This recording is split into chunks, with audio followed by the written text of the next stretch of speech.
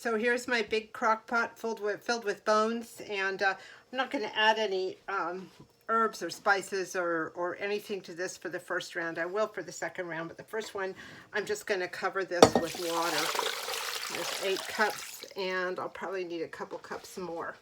Let me fill that up. Here's 4 more cups. That ought to do it. I'm going to turn this on high for about an hour and get it really hot. Then I'm going to turn it down, covered of course. Well, it's been about 2 hours on high. I was only going to do it for an hour, but other things came up and no harm done. It's just a beautiful color. Not only did I put in the bones in the water, but I also put in the drippings from roasting all those bones. I'm going to turn it down to low right now, but before I do that, I'm going to put in a splash of apple cider vinegar. Just a small amount like this. Here it is. Apple cider vinegar. Evidently, it helps the bones release the good old marrow that makes this bone broth so tasty and so nutrient dense.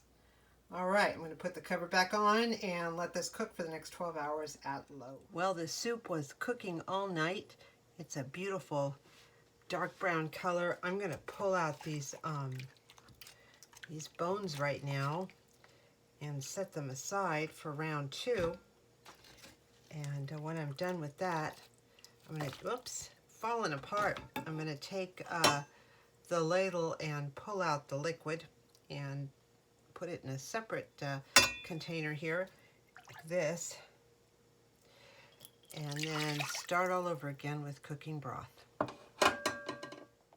Well, I've put the bones back into the crock pot. I'm going to throw some celery leaves in there. I like to save the celery leaves. I've got a carrot I've cut up. I'm going to toss that in there. I have some home dried sage. I'm going to throw some of that in there. A couple of leaves. And I have some home dried parsley. So I'm going to grab some of that. Big chunk of it. Throw that in there too. I would throw a bay leaf in there, but I don't have any bay leaves. I ran out. I'm also going to throw in a chunk of onion. Sometimes people put more in, less in. I find this broth is so flavorful. I don't need to add a lot of stuff to it. But I do have this chunk of onion, and I am going to toss it in there. Now I'm going to put in, this time around, I'm going to put in some chicken broth, just a whole container of it, and fill up the rest with water, mainly for the flavoring.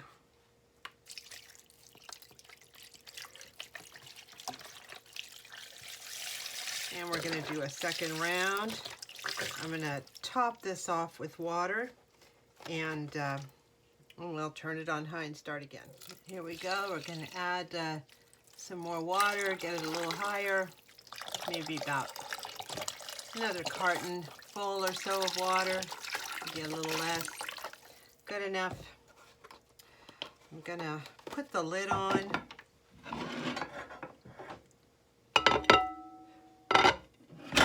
Turn it on hot, well, plug it in. I think I'll put my apple cider vinegar in right now, like I did with the last one, just a splash. Let me see if we can see it, just a splash. And turn it on high for about an hour or 2, then turn it down to low. Well, here it is. The second round is completed. I have several more cups in here. I've taken out the bones and, you know, whatever I could get out. I don't do a heavy amount of straining with my broth. I'll probably run it through, you know, a colander once.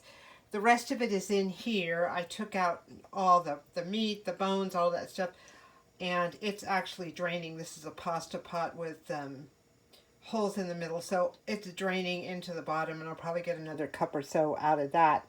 I will toss most of this. I'll keep the bigger pieces of meat and serve those to Eddie tomorrow in yet another soup. He loves this, requests it every day. And I think by the end of this, I will have had maybe 14 or 15 cups of this really nice, delicious bone broth. It's like 2 days worth of work, but the crock pot does everything, so all you have to do is just turn it on and off, and I'm going to be freezing this, and we're going to be set for quite some time. Anyway, that's my turkey bone broth cooking lesson here. Thank you so much for joining me and for watching, and all the best for the winter.